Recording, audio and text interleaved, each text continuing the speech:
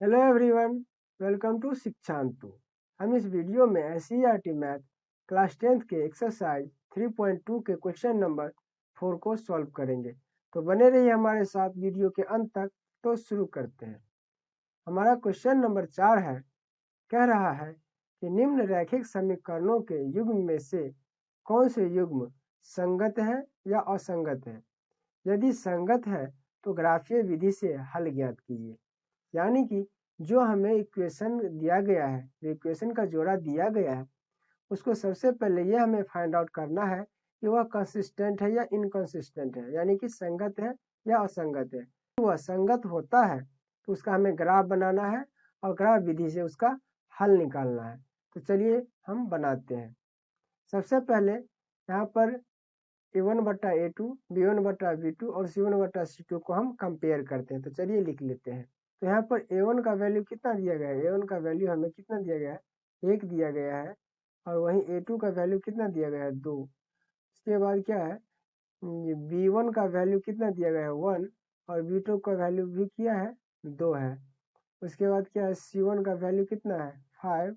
और c2 का value 10। ये इस प्रकार से यहाँ पर हमें दिया गया है। तो सबसे पहले लिखते हैं a1/a2। a1/a2 इक्वल टू कितना है, 1/2। इसके बाद क्या होगा, b1/b2 इक्वल टू क्या हो जाएगा, 1/2 होगा। इसके बाद c1/c2 इक्वल टू क्या होगा, 5/10। यहाँ पे से ये दोनों कट जाएगा तो इसे हम काट देंगे। क्या है ऊपर, यहाँ हो जाएगा 2। 5 2 जा 10 होता है, हो जाएगा 1/2। यानी कि a1/a2, b1/b2 और c1/c2 सभी क्या है, बराबर है। तो हम यहाँ पर लिख लेंगे a1/a2 equal to b1/b2 equal to c1/c2। जब ये तीनों बराबर होता है तो उस स्थिति में क्या होता है, जो हमारा ग्राफ बनेगा वो क्या है, कोइंसिडेंट लाइन बनता है, यानी कि संपाती रेखा बनता है। जैसे कि कोइंसिडेंट लाइन बनेगा, संपाती रेखा बनेगा, तो उसका क्या, जो सॉल्यूशन आएगा क्या होता है, उसका सॉल्यूशन इनफाइनाइट सॉल्यूशन आता है। तो चलिए हम इसका सबसे पहले ग्राफ बनाते हैं। लेकिन यहाँ पर हम लिख लेंगे, उससे पहले यहाँ पर लिखेंगे दिस इक्वेशंस आर। तो यहाँ पर हम लिख लेंगे this equations are represent coincident line, यानी कि यह जो इक्वेशन बनेगा इससे हमें क्या, कोइंसिडेंट लाइन बन मिलेगा। उसके बाद क्या होगा, यह एक क्या कंसिस्टेंट होगा, यानी कि यह संगत होगा। तो चलिए इसका हम ग्राफ नेक्स्ट पेज पर बनाते हैं। ग्राफ बनाने के लिए सबसे पहले हम क्या करते हैं, एक टेबल बना लेते हैं और टेबल में मान हम अपने हिसाब से निकालते हैं जो हमें ग्राफ पेपर पर आसानी से आ सके। तो यहाँ पर क्या है, जब हम इस इक्वेशन में, अगर हम इस इक्वेशन में x का वैल्यू 0 ले लेते हैं, यदि हम इसका वैल्यू 0 ले लेंगे तो क्या हो जाएगा, 0 + y इक्वल टू 5। यानी कि y इक्वल टू क्या हो जाएगा, 5। तो y का वैल्यू 5 आ जाएगा। उसी प्रकार यदि हम y का वैल्यू क्या ले लें, y का वैल्यू अगर हम 0 ले लेते हैं तो x का वैल्यू हमें 5 आता है। तो ये इस प्रकार से ये टेबल फुलफिल हो जाता है। उसके बाद इक्वेशन 2 से हम देखते हैं क्या होता है। इक्वेशन 2 में अगर हम x का वैल्यू 0 ले लेते हैं तो यहाँ पर भी क्या आ जाता है, y का वैल्यू कितना आएगा, 5 आ जाएगा। क्योंकि यहाँ पर 0 दे देंगे तो पूरा 0 हो जाएगा और 2 से ये कट जाएगा तो कितना, 5 रह जाएगा। अगर हम x के दूसरी वैल्यू अगर 1 ले लेते हैं तो क्या हो जाएगा, अगर 1 ले लेते हैं तो इधर क्या हो जाएगा, 2 इंटू 1 + 2y इक्वल टू 10। यानी कि 2y 10, इसमें से 2 माइनस हो जाएगा तो 2y इक्वल टू 8। यानी कि 2 4 जा 8, यानी कि 4। यहाँ पर क्या हो जाएगा, तो y का वैल्यू 4 हो जाएगा। तो इस वैल्यू से हम क्या करते हैं, इस ग्राफ पेपर पर क्या करते हैं, हम ग्राफ बनाते हैं। ग्राफ बनाने से पहले सबसे पहले क्या करते हैं, हम पॉइंट बनाते हैं। चलिए हम यहाँ पर क्या करते हैं, पॉइंट बनाते हैं। यहाँ पर क्या है, x का वैल्यू कितना है, 0 और y का वैल्यू 5 आया। तो हम x के तरफ कितने बढ़ेंगे, 0, यानी सबका 0 यहाँ पर होता है। और y का वैल्यू 5 इधर यहाँ पर आएगा, इधर ये होगा एक बिंदु। उसके बाद क्या है, x का वैल्यू 5 और y का 0, यानी कि यहाँ पर हम सबसे पहले इसका वैल्यू भी लिख लेते हैं। यहाँ पर क्या होगा, 0 और 5, ये होगा इसका वैल्यू।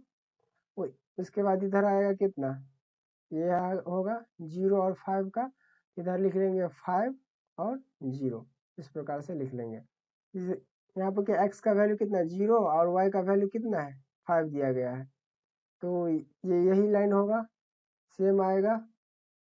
और उसके बाद क्या था 1 और 4 है, यानी कि x का वैल्यू 1 है और y का वैल्यू कितना है 4 है, यानी कि यहाँ पर आएगा। यहाँ पर हम बिंदु बना लेते हैं, क्या हो जाएगा ये इधर हो जाएगा 1 और 4। इन दोनों के सब लाइन को क्या करते हैं हम ग्राफ बनाते हैं। चलिए हम इस लाइन की मदद से यहाँ पर ग्राफ खींचते हैं। सबसे पहले इक्वेशन नंबर 1 का जो दिया गया यहाँ पर 0.5 और 5 0 और 5 है और 5 0 है, तो उस पर हम क्या करते हैं ग्राफ बनाते हैं। तो इस लाइन से हम यहाँ पर इन दोनों को मिला करके यहाँ से इस प्रकार से ग्राफ बनाते हैं। ये ग्राफ ये बना। उसके बाद क्या करते हैं, क्योंकि वो होगा क्या संपाती लाइन आएगा, यानी कि कोइंसिडेंट लाइन आएगा, तो इसी लाइन पर आएगा, तो इसे हमें इस प्रकार से हम डिनोट कर सकते हैं, यानी कि ये भी क्या आएगा इसी पर आएगा, इस लाइन पर ही आएगा, इस प्रकार से आएगा। ये दोनों क्या होगा एक ही लाइन पर दोनों आएगा, तो इस प्रकार से होगा, एक दूसरे को ढक लेगा। जब दोनों एक ही लाइन पर आता है, जब दोनों ग्राफ, तो उसका जो वैल्यू होता है क्या होता है अनंत आता है, यानी इनफाइनाइट वैल्यू आता है, इसका कोई सीमित वैल्यू नहीं होगा। तो हमें बस यही ग्राफ पर दिखाना था किस प्रकार से इसका ग्राफ बनता है। चलिए इसका अब दूसरा नंबर क्वेश्चन देखते हैं। इसका सेकेंड पार्ट है, यहाँ पर क्या दिया गया है x plus minus y equal to 8 और 3x minus 3y equal to 16 दिया गया है। तो यहाँ पर a1 का वैल्यू कितना है 1 और a2 का वैल्यू कितना है 3। वहीं अगर b1 का वैल्यू कितना है -1 और b2 का वैल्यू कितना दिया गया है -3। वहीं C1 का मान कितना दिया 1 और C2 का मान C1 का मान कितना दिया गया 8 और C2 का मान 16। तो यहाँ पर A1 बाय A2 अगर निकालेंगे तो क्या है 1/3 होगा। B1 बाय B2 का वैल्यू अगर हम निकालते हैं तो -1 बाय -3 माइनस माइनस कैंसिल हो गया, तो 1/3। उसके बाद C1 बाई C2 का जो वैल्यू निकालते हैं तो कितना 8/16, यानी कि 1/2 कितना हो जाएगा 1/2 हो जाएगा। यानी कि A1 और A2 क्या है बराबर है, पर C1 C2 बराबर नहीं है, तो इसे हम इस प्रकार लिख ले A1 by A2 equal to B1 by B2 does not equal to C1 by C2। ये जो कंडीशन होता है A1 by A2 equal to B1 by B2 does not equal to C1 by C2, ये इस condition में जो graph बनता है वो क्या बनता है पैरेलल लाइन बनता है। जब पैरेलल लाइन बनेगा तो उसका कोई सॉल्यूशन नहीं होता है, कोई सॉल्यूशन नहीं होगा, तो उस स्थिति में ये इक्वेशन क्या हो जाएगा इनकंसिस्टेंट हो जाएगा। तो जब इनकंसिस्टेंट हो गया यानी असंगत हो गया, तो इसका कोई वैल्यू रहा नहीं, तो इसको हमें ग्राफ खींचना ही नहीं है, क्योंकि हमें क्वेश्चन में दिया गया था जो संगत हो उसी का ग्राफ बनाना है और उसका सॉल्यूशन निकालना है। तो यहाँ पर लिख लेंगे, तो यहाँ पर हम लिख लेंगे these equations are represent parallel lines, so these equations are inconsistent, यानी कि यह दिया गया इक्वेशन क्या हो गया इनकंसिस्टेंट हो गया। तो इस प्रकार से हमारा पार्ट 2 पूर्ण होता है। उसके बाद हम इसका अगला पार्ट देखते हैं। क्वेश्चन नंबर क्या है इसका 3 है। यहाँ पर दिया गया कितना 2x plus y minus 6 equal to 0, और उसके बाद कितना 4x minus 2y minus 4 equal to 0। यहाँ पर कितना दिया गया है A1 का वैल्यू कितना दिया गया है 2 और A2 का वैल्यू कितना दिया गया है 4। वहीं B1 का वैल्यू कितना है 1 और B2 का वैल्यू कितना दिया -2। और C1 का वैल्यू कितना दिया -6 और C2 का वैल्यू कितना दिया -4, ये दिया गया है। अगर हम A1 बाय A2 निकालते हैं तो क्या हो जाता है 2/4 आता है, यानी कि दोनों कट जाएगा तो कितना हो जाएगा 1/2 हो जाएगा। उसके बाद क्या होगा B1 बट्टा B2 अगर निकालते हैं तो क्या हो जाएगा 1/-2, यानी कि -1/2 होगा। उसके बाद C1 बट्टा C2 का वैल्यू निकालते हैं तो -6/-4 होता है, माइनस माइनस कैंसिल हो जाएगा, 2 3 जा 6 2 2 जा 4, यानी कि 3/2 होगा। तो इस स्थिति में क्या होगा यहाँ पर A1 और A1 by A2 B1 by B2 के बराबर नहीं है और C1 बाई C2 के बराबर भी नहीं है, तो यहाँ पर लिख लेंगे A1 by A2 does not equal to B1 by B2, यानी कि ये दोनों बराबर नहीं तो आगे जाने की कोई ज़रूरत है ही नहीं। जब ये दोनों बराबर नहीं होता है उस स्थिति में क्या होता है, जो लाइन है हमें ग्राफ बनेगा वो क्या होगा, इंटरसेक्टिंग लाइन होगा, यानी कि एक दूसरे को लाइन प्रतिच्छेद कर देगी। और जब प्रतिच्छेद करता है तो उसका सॉल्यूशन निकलता है और उसका एक यूनिक सॉल्यूशन होता है, इसीलिए ये क्या हो गया, कंसिस्टेंट हो गया, यानी कि संगत होगा। ये जो दिया गया इक्वेशन क्या होगा, संगत होगा। तो चलिए यहाँ पर हम लिख लेते हैं। तो यहाँ पर हम लिखेंगे these equations are represent intersecting lines, so these equations are consistent, यानी कि ये इक्वेशन क्या है, कंसिस्टेंट हो गया। जब कंसिस्टेंट हो गया तो इसका हम क्या करते हैं, ग्राफ बनाते हैं। चलिए इसका हम अगले पेज पर ग्राफ बनाते हैं। तो ग्राफ बनाने के लिए यहाँ पर हम क्या करते हैं कि यहाँ दो टेबल ड्रॉ किए हैं। इस टेबल को क्या करना है, पहले इसका वैल्यू निकालना है। तो यदि हम इक्वेशन एक में, सबसे पहले क्या, इक्वेशन एक में हम अगर x का वैल्यू अगर 0 ले लेते हैं, इधर y का वैल्यू हमें क्या हो जाएगा, आ जाएगा 6 आ जाएगा। उसके बाद अगर हम y का वैल्यू 0 ले लेते हैं तो x का वैल्यू हमें क्या आएगा, 3 आएगा। इस प्रकार से अगर यहाँ पर 0 हो जाएगा तो 2 से 3 बार में ये कट जाएगा, तो कितना आ जाएगा। इस प्रकार से इसका इक्वेशन का वैल्यू आ गया।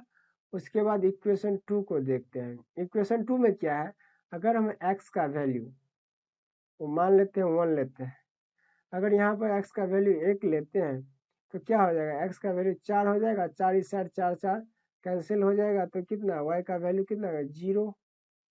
अगर x का दूसरा वैल्यू अगर हम ले, अगर x का दूसरा वैल्यू हम 2 ले लेते हैं, क्या हो जाएगा, 4 को अगर हम 2 से मल्टीप्लाई करेंगे तो कितना है, 8 minus 2y equal to 4, minus 2y equal to 4 minus 8, यानी कि माइनस 2 इक्वल टू माइनस 4, 2 2 जा 4, यानी कि y का वैल्यू 2। यहाँ पर ये सब करने की ज़रूरत नहीं है, बस ये रफ के लिए है, यहाँ पर निकालने की ज़रूरत नहीं है। उसके बाद इस सब पॉइंट से क्या करते हैं, हम यहाँ पर ग्राफ पेपर पर ग्राफ बनाते हैं। तो सबसे पहले इक्वेशन नंबर 1 से क्या है, यहाँ पर इसका जो पॉइंट है वो पॉइंट हम लिख लेते हैं सबसे पहले। तो कितना, x का वैल्यू कितना, 0 और y का है 6। तो x की तरफ हम 0 और y की तरफ कितने बढ़ेंगे, 6 बढ़ेंगे। तो 6 कितना यहाँ पर आता है, तो एक पॉइंट ये बना। उसके बाद क्या है, x का वैल्यू 3 है और y का 0।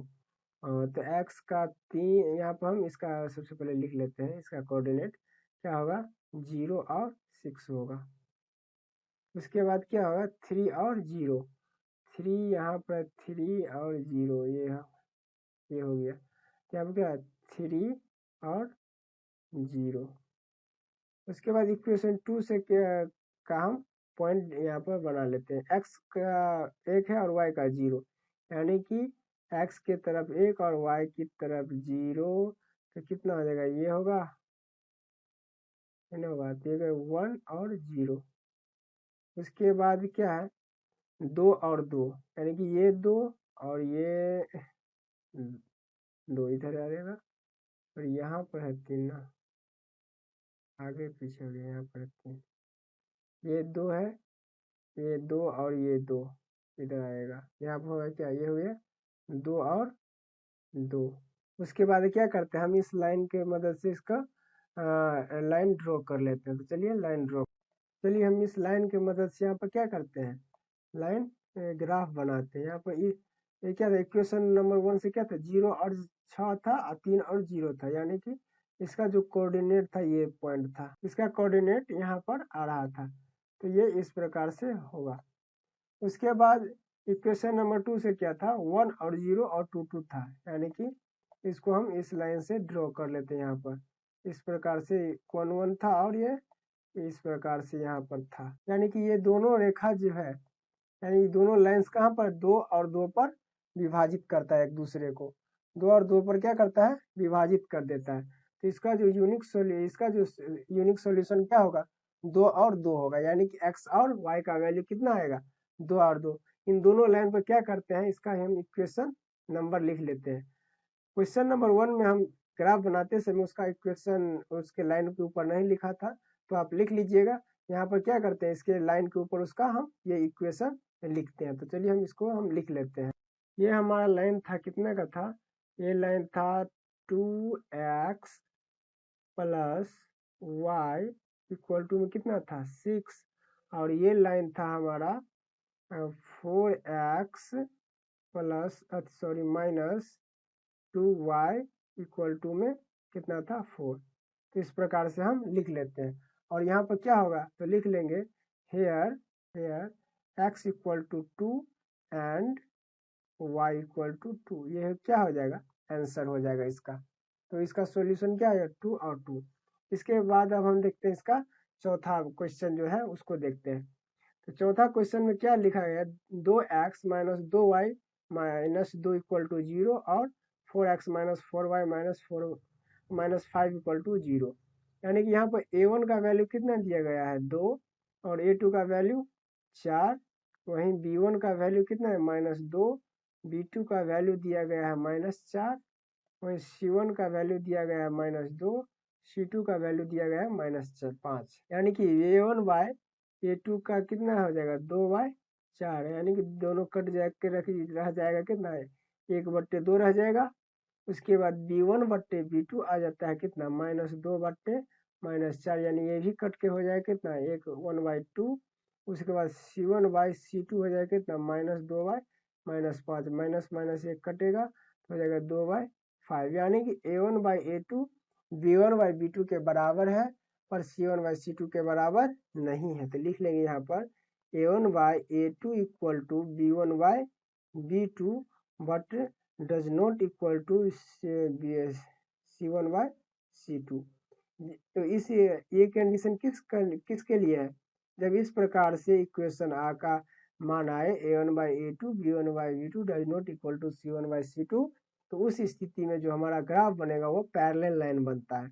तो पैरेलल लाइन के लिए कोई सॉल्यूशन नहीं होगा इसीलिए ये इक्वेशन क्या हो जाएगा इनकंसिस्टेंट यानी कि असंगत हो जाएगा। चलिए यहाँ पर हम इसे लिख लेते हैं। लिखेंगे these equations are represent parallel lines so these equations are inconsistent यानी क्या है ये असंगत है। क्या है असंगत है। तो इस प्रकार हमने क्वेश्चन नंबर 4 के सभी चारों पार्ट को हमने इस वीडियो में कवर किया। तो इस वीडियो में इतना ही। अगर मेरा वीडियो पसंद आए तो इसे लाइक एवं शेयर जरूर करिएगा। मिलते हैं अगले वीडियो में, तब तक के लिए जय हिंद।